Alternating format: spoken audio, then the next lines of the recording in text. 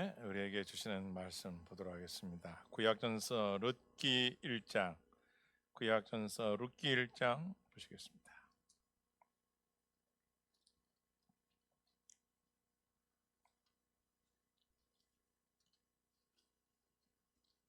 1장 15절부터 22절까지 있는 본문 되겠습니다. 찾으셨으면 우리 다 같이 한 목소리로 함께 읽겠습니다. 15절부터 22절까지입니다. 나오미가 또 이르되 보라, 내 동서는 그의 백성과 그의 신들에게 돌아가는, 너도 너희 동서를 따라 돌아가라. 롯이 이르되 내가 어머니를 떠나며 어머니를 따르지 말고 돌아가라. 강권하지 마옵소서. 어머니께서 가시는 곳에 나도 가고 어머니께서 머무시는 곳에 나도 머물겠나이다. 어머님의 백성이 나의 백성이 되고 어머님의 하나님이 나의 하나님이 되시리. 어머니께서 죽으시는 곳에서 나도 죽어 거기 묻힐 것이라. 만일 내가 죽는 일 외에 어머니를 떠나면 여호와께서 내게 벌을 내리시고 더 내리시기를 원하나이다 하는지라. 나오미가 룻이 자기와 함께 가기로 굳게 결심한 것을 보고 그에게 말하기를 그치니라. 이에 그 두 사람이 베들레헴까지 갔더라. 베들레헴에 이를 때 온 성읍이 그들로 말미암아 떠들며 이르기를 이가 나오미냐 하는지라. 나오미가 그들에게 이르되 나를 나오미라 부르지 말, 나를 마가라 부르라. 이는 젖는 자가 나를 심히 괴롭게 하셨음이라. 내가 풍족하게 나았더니 여호와께서 내게 비어 돌아오게 하셨느니라. 여호와께서 나를 징벌하셨고 전능자가 나를 괴롭게 하셨거늘 너희가 어찌 나를 나오미라 부르느냐 아니라. 나오미가 모압 지방에서 그의 며느리 모압 여인 룻과 함께 돌아오는데 그들이 보리추수 시작할 때 베들레헴에 이르렀더라. 아멘. 앞뒤로 한번 인사하겠습니다. 항상 기뻐하면서 합시다. 쉬지 말고 기도합시다. 범사에 감사합시다. 어느 날 한 젊은이가 예수님께 찾아와서 묻습니다. 선생님, 제가 영원한 생명을 얻으려면 무슨 선행을 해야 하겠습니까? 라고 물어봤습니다. 예수님 말씀하십니다. 아버지와 어머니를 공경하라 말씀하셨습니다. 마태복음 19장 17절 이하의 말씀입니다. 예수님께서는 바리새인들과 자기를 찾아온 젊은이에게 제5계명을 말씀하는 거예요. 한번 따라하겠습니다. 내 부모를 공경하라. 이 말씀을 하시는 거예요. 그러니까 이 말씀은 하나님께서 우리 인간을 만드시고 우리에게 주신 인간의 첫 번째 계명이 부모를 공경하는 것입니다. 사실 저는 이 어버이가 날이 되면 항상 죄책감 중에 하나가 있습니다. 제가 초등학교 5학년 때인가 6학년 때 소풍을 가는 날인데 김밥을 안 싸주셔가지고 왜 김밥을 안 싸셨습니까? 했더니 말씀을 못 하시는 거예요. 나는 소풍 안 갑니다. 난 김밥이 먹고 싶은데요. 친구들 김밥 싸우는데 매일 먹을 수도 없고 1년에 소풍 가는 날 먹는 건데 왜 안 싸주시냐고. 그래서 그래서 소풍 안 갔어. 학교를 안 가고 우물가에 앉아있는데 어머님 오셔서 하신 말씀이 얘야, 돈이 없어서 김을 못 사고 재료가 없어서 못 산다. 그럼 미리미리 준비를 하시는 거 아시죠? 왜 안 싸죠? 안 갔어. 그리고 어머님은 일하러 가시고 저는 우물가에서 아이들이 소풍 끝나고 오는 그 시간까지 가만히 그만 있었어요. 그리고 너무 아이들 소풍 끝나고 저녁 때 오는데 그 행길가에서 옛날 신장로거든요. 거기서 다 부러운 거예요. 애들한테 소풍도 못 가고 김밥도 먹고 점심도 끊고 세월이 흘러서 어머님이 소천하시고 하늘나라를 가고 지금도 어머니 가슴에 못 박아드린 그 일 때문에 참 괴롭습니다. 우리는 어버이를 맞습니다. 가슴에 카나이션을 하나 꽂아두고 어머니 은혜 감사합니다. 용돈 얼마죠? 전 이번에 어버이날 맞아서 우리 사남매가 부모님에게 용돈을 주셨어요. 얼마나 많이 주었는지 깜짝 놀랐습니다. 아니 n분의 1로 나눠가지고 내가 받은 것 중에 이렇게 감사할 수가 하면서 금액이 너무너무 부족해서 섭섭한 마음도 막 들었어. 그런데 준 거니까 너무 고마웠어. 여러분, 정철이라는 시인이 이런 말을 했어요. 어버이 살아실 때 섬기기 다야라. 지나간 후면 애달다 어이하리. 평생에 고쳐 못한 일 이뿐인가 하노라. 이야, 어머님이 떠나고 나니까 없어요. 묘를 찾아가서 내가 하나님 앞에 기도를 드리죠. 참 어리석고 우둔한 게 저였습니다. 여러분, 이 마지막 시대에는요 나타난 증상 하나가 있는데, 그것은요 하나님을 못 오가고 부모에게 불순종한다는 거예요. 디모데전서 3장 2절 말씀인데요, 부모에게 순종하지 않는 그런 시대가 온답니다. 감사하지 않고 부모 말을 거역하고 대들고 온다. 그래서 제가 오늘날 효도가 뭔가를 찾아봤어요. 세상 미디어를 통해서 오늘날 사람들이 효도라는 것을 뭐라고 생각하느냐 이거야. 이렇게 나와 있더라고요. 각자 도생이다. 어떤 아주머니에게 인터뷰를 했더니 아줌마 이렇게 말해요. 부모는 자식에게 손 벌리지 말고 자식은 부모에게 손 벌리지 말라. 이것이 효도다. 이렇게 얘기해요. 전 속으로, 아니 저 아줌마 먹고 살만한가 보다. 아니 당신은 그래도 먹고 살만한 것이 있으니까 효도 각자 도생하지. 아니 부모가 일할 능력이 없고 거기다가 가난하고 돈도 못 벌어놓고 병들고 집도 없고 그런 부모를 둔 부모는 그럼 어떻게 할 거야? 그런 부모 앞에서 각자 도생? 부모님 각자 도생? 이런다면은 부모님 뒤로 자빠지지. 아니 젊어서 누들 키느라고 고생하고 켰더니 각자 도생이라고 말 같지 않은 소리를 그 아줌마 하길래 얼마나 마음이 안 좋은 줄 몰랐어요. 그건 당신만 생각이지. 그 말은 맞은지 모르겠어요. 각자 도생이다. 어떻게 각자 도생할 수가 있어, 부모를. 부모는 병들고 힘이 없고 능력이 없는데. 물론 부모가 부모다운 임무를 하고 의무를 하고 책임을 다하고 살았을 때 시간을 아끼고 돈을 좀 벌어서 노후도 준비해놨으면 뭐 덜 할지 모르지만 그렇지 않으면 많이 있잖아요 또. 근데 그거 가지고 부모 원망할 거 뭐 할 거야. 그래도 잘 섬겨야 드려야지. 이것은 세상에서 말하는 효도죠. 속으면 안 되는 거예요. 그러면 성경에서의 효도는 뭐냐? 따라서 여호와를 경외하듯이 내 부모를 공경하라. 아까도 말씀했지만 주덜 벌어서 친구들하고 어디 가서 한 번 쓸 때는 말이야 몇십만 원 몇백만 원 다 쓰고, 어머님 그냥 양말 한 컬이 그냥 1년에 한 번 하는 거 아깝고 말이야. 그냥 부모님 뭐 해드려. 성경 가르쳐요. 부모를 공경하는 자녀들을 향해서 말씀합니다. 뭐라고 말씀하냐? 구약 성경에서 자기 아버지나 어머니를 때리는 자는 반드시 죽여라. 출애굽기 21장 17절 자기 아버지나 어머니를 저주한 자는 반드시 죽여라. 요 죽일 때 어떻게 죽는지 아십니까? 투석형입니다. 돌을 들어서 사람들이 착 마을 사람들 앞에다가 말 않는 그 자식을 놓고 부모를 때리고 부모를 저주한 자에게 하나님께서 뭐라고 징계하시느냐? 돌로 때려서 죽이라는 거예요. 신명기도 부모의 말을 순종하지 않고 술 취하고 방탕한 아들은 투석 사형, 돌을 던져서 때려서 죽여라. 이게 말씀이에요.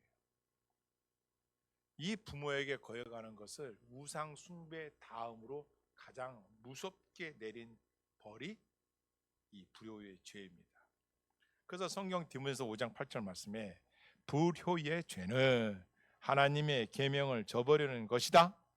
이 사람들은 믿음을 배반한 자요, 성도라더라도 믿음을 배반한 자요, 불신자보다 더 악한 자들이다. 이렇게 말씀하셨어요. 자녀가 부모를 공경하지 않는 것은 부모를 학대하고 부모를 저주하고 부모가 자기를 좀 안 도와줬다고 인연을 끊고, 이건 폐륜적인 죄라는 거예요. 그래서 이런 죄는 죽여도 되는 죄라고 레위기 20장에 나와 있어요. 자, 죽여도 지는 죄가 뭐냐? 첫째, 그의 자식을 몰렉에게 주면 죽여라. 이렇게 나. 몰렉이란 건 뭐냐면요, 큰 막 동구리로 막 크게 우상을 만들어 놓고 짐승 같은 모양을 만들어 놓고 그 입에다가 구멍을 뚫어서 다리를 쫙 만들어 놨어요. 여기를 불로 떼어 가지고 여기를 불덩이로 만들어 놓고 요 몰렉이라는 이 신 앞에 요 입 안에 넣는 대로 그 당 떨어지고 불에 타 죽는 거거든요.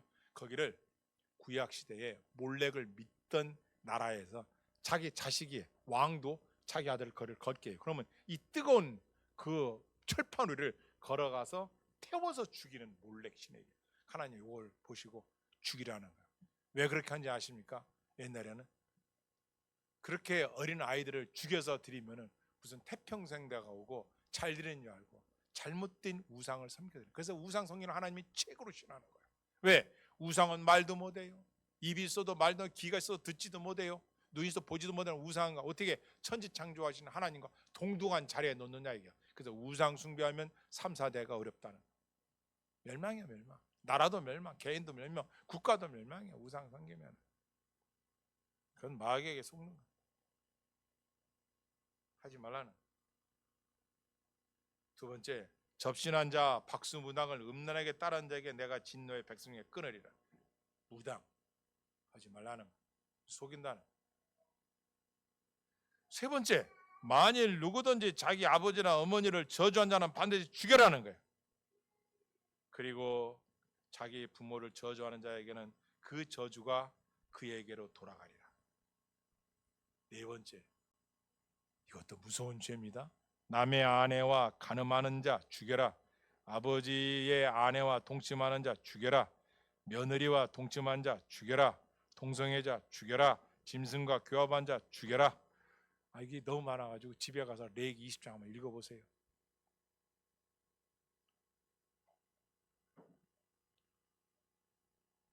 아버지와 어머니를 업신 여기는 자 죽이라고 말씀하세요. 출애굽기 21장 17절 말씀에는 자기 아버지나 어머니를 저주한 자는 반드시 죽여라. 부모에게 악담하는 자도 죽여라. 부모를 때리는 자 죽여라.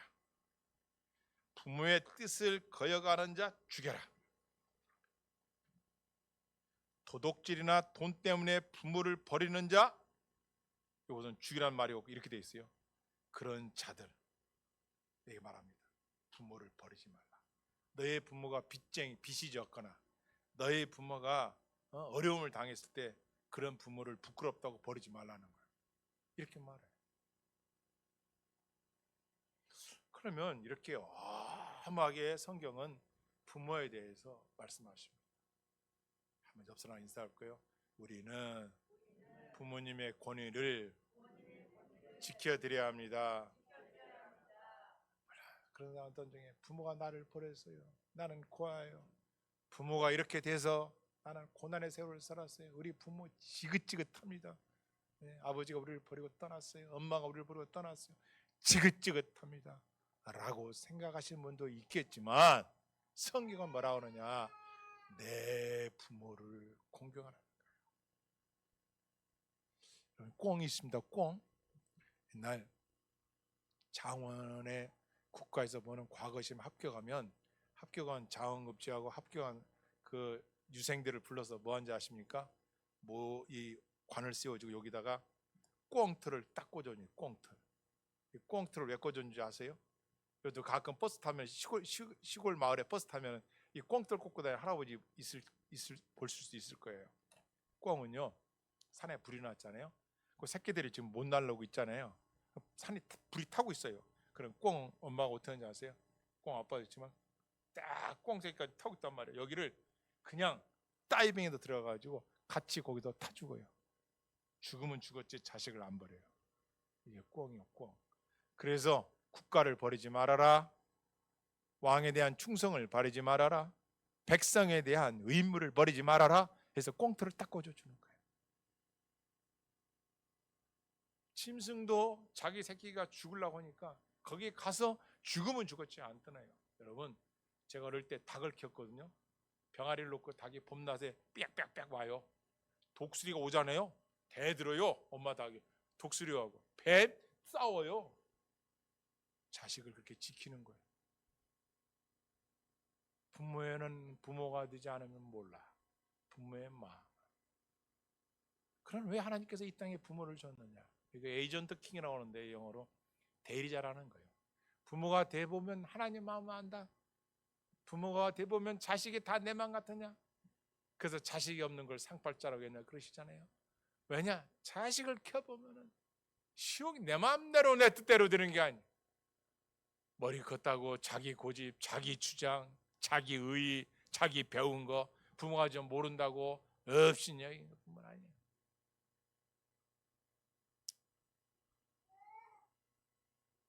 한 아줌마에게 아들이 둘이 있었어요. 큰 아들은 외국가 살아. 그래서 소식이 별로 없어. 가끔 명절 때나 생일 때나 전화 올까 말까요. 그런데 둘째 자식은 가까이 살아. 아주 여기 분당 가까이 살아요. 어머님 아침 드셨어요? 어머님 저녁에 잘 주무세요? 근데 어느 날 이 어머니가 돈 문제로 어려움이 있어. 그래서 두 놈한테 전화를 했어요. 얘야, 내가 지금 이런 어려움 때문에 물질 어려움이 있다. 좀 도움 좀 줄 수 있겠니? 했어요. 했더니 둘째는 연락이 딱 끊겨버렸어. 평상시에 그렇게 어머니 뭐 먹었어요? 어디 갔다 오셨어요? 그런 그 둘째는 전화를 싹 끊어버려. 받지도 않아. 그런데 큰아들은 계좌번호 보내주세요 하더니 돈을 보냈어. 이 어머니 왈, 평상시에 잘하는 것도 중요하지만 결정적일 때 잘하는 놈이 효자라는 거야.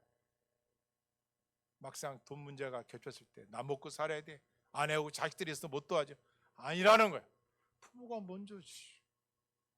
우리 눈 크게 뜨고 옆 사람 하겠습니다. 부모가 먼저입니다. 부모가 먼저라. 성경 우리가 그걸 가르쳐주고 있어요. 만약 그렇게 자식 안 낳는다, 그건 부모 잘못이에요. 부모가 그렇게 안 가르쳤어요. 부모가 그걸 가르쳐야지 자식들한테. 그러니까 부모도 부모 노릇하기 힘들다는 게 그거예요. 해야지. 부모는 부모의 의무를 책임이 있어요. 아니 부모로서 의무도 다하지 않고 받기만 하겠다? 받기만 하겠다 나는? 아니죠. 사랑을 쏟고 정성을 쏟고 힘을 쏟아서 자식을 잘 양육하는 것도 부모의 책임이에요. 그런데 부모가 그런 실력이 없다 하더라도 버리지는 말라는 거예요. 성경 우리가 가르쳐주고 있어요. 그래서 부모는 카베드, 공경이란다. 이게 원어로 이거예요. 히브리어로 무겁다, 중하다. 무겁다, 중하다. 이거 권위라고 표현할 수 있겠죠. 부모라는 권위는 무거운 거야. 무겁게 대하라는 거야. 자식들이 부모를 업신여기고 가볍게 대하지 말라는 거야. 어렵게 대하라는 거예요. 부모의 권위에 순종할 줄 알고 대하라는 거예요. 자, 그러면 부모님에게 어떻게 되느냐? 오늘 읽은 룻기로 가보겠습니다. 룻기 가보시겠습니다. 룻기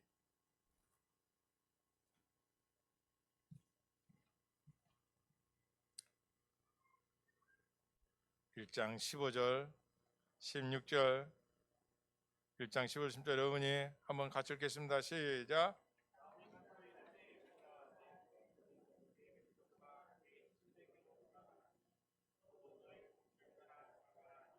여기 나옴이라는 여자가 나와요.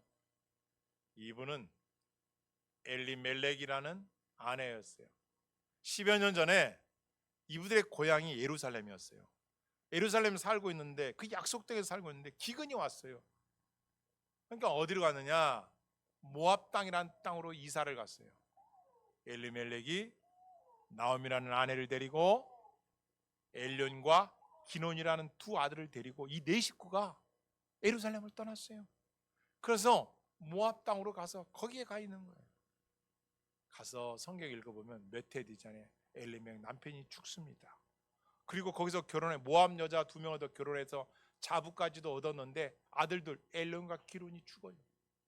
그러니까 이 나오미가 어떻게 합니까? 며느리 둘만 있어. 오르바와 룻이라는 여인입니다. 두 사람 앞에서 지금 하는 말입니다. 나오미가 또 이르되 보라 내 동서는 그의 백성과 그의 신들에게 돌아가나니 너도 너의 동서를 따라 돌아가라. 뭐라 그러냐? 얘들아, 네 남편 다 죽었다. 내 아들 둘 다 죽었어. 내 남편도 죽고 나도 과부 너희도 과부. 그러니 너희는 이 나라에서 살아라. 나는 떠나가야 예루살렘 가야겠다. 그랬더니 오르바와 룻이 어머니를 시어머니를 붙잡고 막 울면서 아닙니다. 아닙니다 어머니. 떠날 수는 없습니다. 어머니를 잘 모시겠습니다. 이랬던 거예요. 그러나더니 오르바라는 첫째 며느리는 자기 나라, 자기가 나라에 믿는 신을 따라 떠나가 버렸어요. 그런데 그 성경을 쫓아 설명할 텐데 이 룻기의 룻이라는 여인은 안 떠나는 거예요. 자, 그러면 이 시대의 시대적 배경은 뭐냐? 사사 시대에서 사무엘상으로 넘어가는 그 시대 상황이거든요. 사사 시대는 어떤 시대냐? 이런 시대예요. 제사장을 하려면은 하나님께서 정해놓으신 모세와 아론의 계열에서 제사장이 나오고, 그리고 레위 지파에서 그 성막 안에 기구를 움직이고 제사를 돕는 자들이 이렇게 정해져 있단 말이에요. 그런데 사사 시대는 어떤지 아세요? 지나가는 청년을 데려다가 어떤 어머니가, 미가의 어머니가 제사장으로 삼아버려, 돈을 주고. 그리고 네가 제사장 해라는 거예요. 그러니까 타락된 것도 보통 타락한 시대가 아니에요. 그래서 사사기 마지막 장 마지막 절에 이렇게 써요. 각자의 소견대로 행하더라, 이렇게 돼 있어요. 사사기 22장 마지막 가면 각자의 소견대로 행하더라. 그러니까 하나님의 말씀의 기준을 갖고 살지를 안 해요. 하나님의 법도를 몰라 자기가 원하는 대로 살던 시대예요. 그래서 성경 그래서 자기 소견대로 지 마음대로 살아가는 시대였단 말이에요. 그러니 무슨 의미? 계명을 지키게 했어요. 그러니까 하나님의 택한 백성들에게는 선민사상을 했던 이스라엘은 이걸 안 지키고 있었는데, 모압 땅이라는 곳에서는 10년이 지난 나오미에게 두 과부가 나왔는데 그 며느리 중에 하나는 떠나갔지만 하나는 안 떠나는 거예요. 그게 왜 안 떠나느냐? 봤더니 제5계명을 지키더라는 거예요. 한번 보겠습니다. 16절.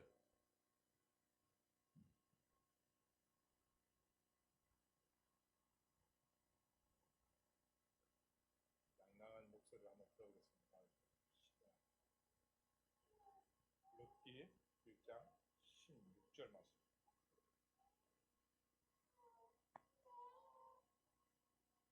룻이 이르되 내게 어머니를 떠나며 어머니를 따르지 말고 돌아가라 강권하지 마옵소서. 어머니께서 가시는 곳에 나도 가고 어머니께서 머무시는 곳에서 나도 머물겠나이다. 어머니의 백성이 나의 백성이 되고 어머니의 하나님이 나의 하나님이 되시리니 어머니께서 죽으시는 곳에서 나도 죽어 거기 묻힐 것이라. 만일 내가 떠나면 여호와께서 내게 벌을 하는지라. 네, 지금 모함 여인입니다. 모함 여인은 총회에 들어가지도 못해, 모함과 암못 자손들은. 근데 그런 모압 땅에서 이 룻기에 나오는 이 룻이라는 여인은 안 떠나겠다는 거야. 패역한 시대, 부모를 공경하지도 않고 하나님을 섬기지도 않고 불법이 성행하고 사랑은 식어지고 사사를 세워서 죽게더라도 돌아오지 않고 자기 소유견 고집대로 살는 그 시대에 오계명을 딱 지킨 여자가 있는데 그게 누구시냐? 룻이라는 여인. 아, 이분이 이렇게 말하는 거예요. 나오미 시어머니에게, 어머니 나보고 내 나라로 돌아가라고 하지 마십시오. 어머니의 가시는 곳에 나도 가고 어머니께서 머무시는 곳에 나도 머물고 어머니의 백성이 나의 백성이 되고 어머님의 하나님이 나의 하나님, 따라서 어머님의 하나님이 나의 하나님이 되고 어머니께서 죽으시는 곳에 나도 죽어 묻힐 것이라. 와, 친어머니가 아니에요. 시어머니인데 이런 고백을 하는 거예요. 하나님이 세우신 5계명, 내 부모를 공경하라는 거예요. 그런데 이 여인이 이걸 따르는 거예요. 그럼 안 떠나겠다는 거예요. 결국 그 룻을 이 시어머니가 데리고 10년이 지난 세월 속에서 살던 그가 룻을 데리고 예루살렘에 돌아옵니다. 떠날 때는 기근이 심하여, 그 땅에 기근이 심하였더라. 성경 룻기 1장에 보면 그런 말씀이 있어요. 사사들이 치려한 그때에 그때의 흉년이 드니라. 기근이 드는 그때 떠났는데 이 나오미가 자기 부인 룻을 데리고 예루살렘에 도착하니 그때가 언제냐? 보리 추수를 할 때였어요. 뭐 할 때라고요? 보리가 정말 풍족할 때야. 아니, 떠날 때는 흉년이었는데 와서 보니 풍년은 됐어요. 자, 이걸 뭘 말하느냐? 한 따라할게요. 육체의 기근이 질 때 주님께 돌아오라. 인생은 하나님을 떠나면 기근이에요. 믿음을 떠나면 기근이에요. 교회를 떠나면 기근입니다. 여호와의 말씀을 떠나면 기근이요. 그 세상 그 어느 곳에도 풍작하려고 하지 마십시오. 없습니다. 잠시 잠깐이에요. 푸른 베이고 꽃은 시드나 여호와 하나님 말씀은 영원 세세토록 있도다. 이렇게 말씀하거든요. 그건 하루아침에 일장춘몽입니다. 아무리 장미꽃이 여름날에 예뻐도 일주일 지나면 10일만 지나면 화무는 백일 땅에 지면요 그 냄새 나가지고 그냥 바람결에 떠나요. 언제 장미꽃 폈다 졌는지 몰라. 인생이요 인생. 이 룻기에서 주는 우리들은 메시지 저는 이렇게 잡았어요. 아, 육체가 힘들다고 주님을 떠나면 안 되는구나. 삶이 힘들다고 주님의 말씀을 떠나면 안 되겠구나. 그렇지만 떠났던 그 자리에서, 떠났던 그곳에서 다시 주님께 들어오면은 돌이 추수하던 풍년이 든 그에 들어온 것처럼 다시 주께로 돌아오면 탕자가 돌아왔을 때 씻기고 가락짓기고 새 옷을 입혔듯이 하나님은 반드시 우리를 축복할 줄 믿습니다. 두 번째, 부모가 기근이 들었을 때 부모를 떠나지 말아라. 평상시에 부모한테 잘하다가도 부모님이 어려움 당했을 때 그 부모를 떠나지 말라는 거야. 병이 들고 지치고 노화가 됐을 그 부모를 버리지 말라는 거야. 떠나지 말라는 거야. 성경 우리가 가르치는 거예요. 왜?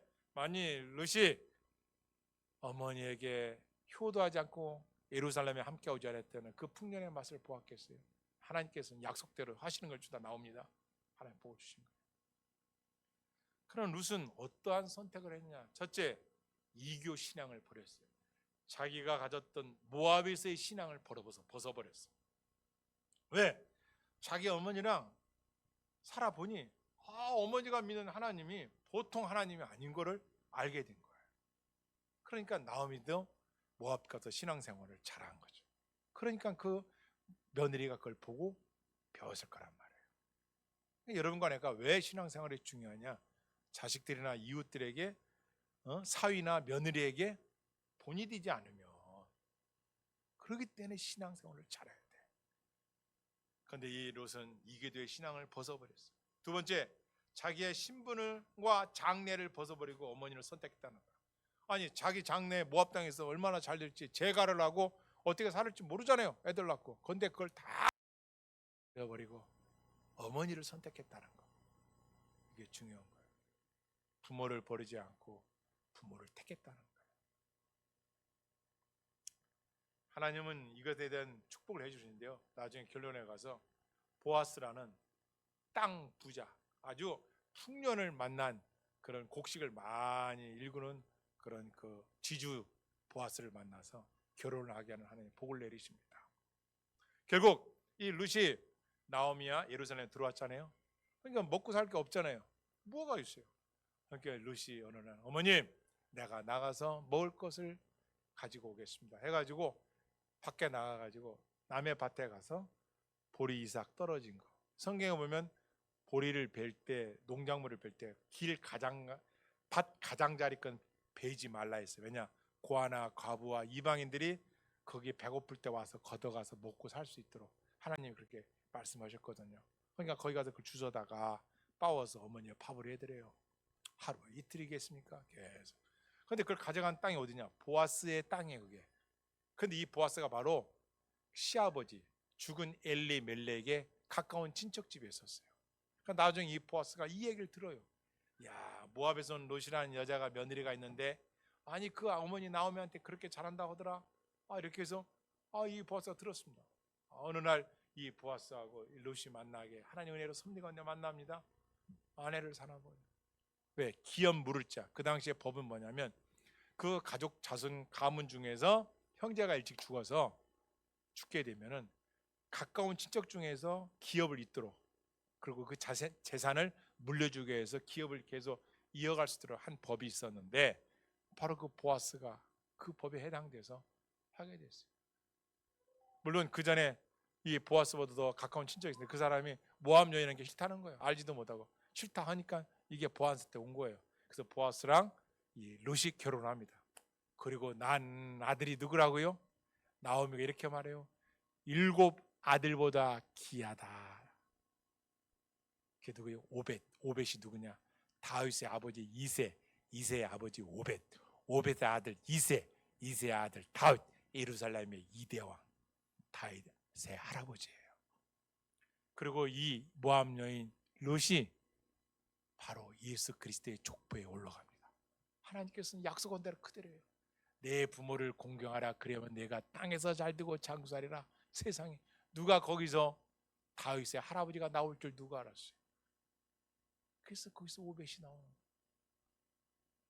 여러분, 한 여인이 세상은 기근이고 부정부패와 타락한 그때에 제5계명을 붙들고 나오미 시어머니를 딱 공경했더니 하나님께서 이 복을 막 넘치게 해주신 거예요. 마태복음으로 가보겠습니다. 성경 마태복음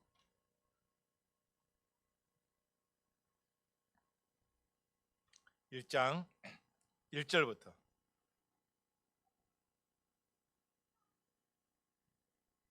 마태복음 1장 1절부터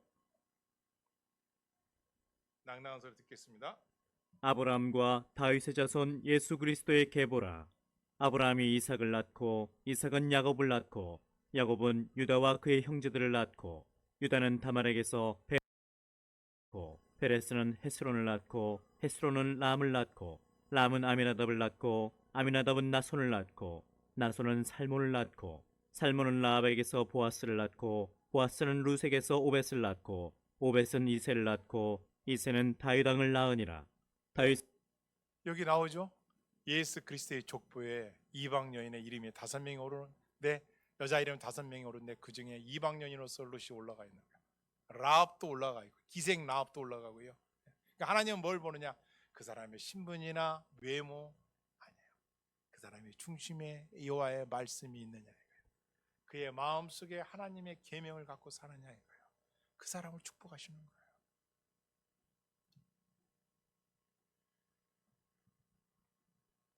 따라하겠습니다. 하나님, 우리 다시 하나님 좀 크게 하겠습니다. 하나님, 우리 가정은 신앙의 명문, 믿음의 명문, 복의 명문이 되게 하여 주옵소서. 이 복을 누가 받느냐? 효도를 멈추지 않는 자, 신앙을 떠나지 않는 자, 힘든 부모를 버리지 않는 자, 언약의 말씀으로 돌아온 자들에게 이 복이 하나님께서 주신다는 거예요. 우리는 부모를 공경할 2가지가 있어요. 하나는 부모가 나를 낳았어요. 창조주 하나님이 나를 만들었지만 대리자 에이전트 킹 부모님을 통해서 나가 이 땅에 내어온 거예요. 2번째, 하나님의 말씀에 여호와를 경외하듯이 네 부모를 경외하라고 가르쳐 주었기 때문에 우린 그 말씀대로 순종하는 거예요. 그럼 우리 부모를 어떻게 순종해야 되느냐? 봉양이란 단어예요. 봉양은 뭐냐? 부모가 병들고 어렵고 힘들고 그랬을 때 버리지 않고 섬기는 거예요. 하나님은 반드시 복을 주세요. 너의 부모를 버리지 않는 자 반드시 복을 은혜를 부어 주신다는 거예요. 믿으시길 바랍니다. 부모를 사랑해야 돼요. 부모를 사랑한다는 뭐냐? 부모님한테 사랑합니다 말로만이 아니라 오고 가는 현찰 속에 활짝 피는 웃음꽃, 부모님에게는 용돈 중에 용돈이 현찰이야. 부모님에게 차려드리는 거야. 근데 그것도 있어야지, 없으면 참 그것도 힘들어. 그래서 부모님에게 효도하라는 거야. 그리고 부모님이 기뻐하는 게 뭐냐? 형제간에, 따라서 형제간에 우애 있게 지내는 것이다. 형제간에 우애 있게 지내는 거야. 형제간에 우애 있게 서로가 사랑하고 서로가 이해하고 형제간에 우애. 부모님에게 뭐 해드릴 때 할 때는 서로가 마음을 합해서 어떻게 하면 더 잘해드리려고 하는 거예요. 왜? 정철의 시 있잖아요. 떠나간 뒤에는 부모가 기다려주지를 않아요. 소용이 없는 거예요. 뭐 묘소 앞에 가서 아무리 뭐 일확천금을 갖다 놨는데 부모한테 무슨 소용이 있어? 소용이 없는 거예요. 살아있을 때는 부모에게 잘하는 거예요. 따라했습니다. 내 부모를 공경하라. 그리하면 너희 하나님 나 여호와가 내게 준 땅에서 내 생명의 길이라. 제가 이 시가 좋아서 읽어드리고 마칠게요. 수욕 정이 풍부지면 자욕 요희 침부되라. 이게 뭐냐? 이 한국어로 우리말로 앞으로 하면 바람은 가만히 있고자 하나 바람이 그치지 않고 자식은 효를 다하고자 하나 부모는 기다려주지 않네. 공자에 나오는 말. 여러분과 삶이 이 세상에서 누구를 위해 삽니까? 첫째는 하나님의 영광이요, 둘째는 내 부모에게 잘하는 거예요. 앞에 있는 저도, 이 설교라는 저도 아까 말씀드렸듯이 그런 사람이었고, 이 설교를 듣는 여러분도 다 거기서 거길 겁니다. 부모님 살아하실 때 한 번이라도 찾아뵙고 연락도 더 드리고 부모님이 필요한 것들이 있었을 때 마음과 정성을 다하여 하나님 약속하신 그 복이 자손 만대로 나와 여러분에게, 이 설교를 듣는 모든 이에게 영원히 넘치길 주의로 축복합니다. 기도하시겠습니다. 함께 기도합니다. 하나님 아버지 감사합니다. 우리에게 부모를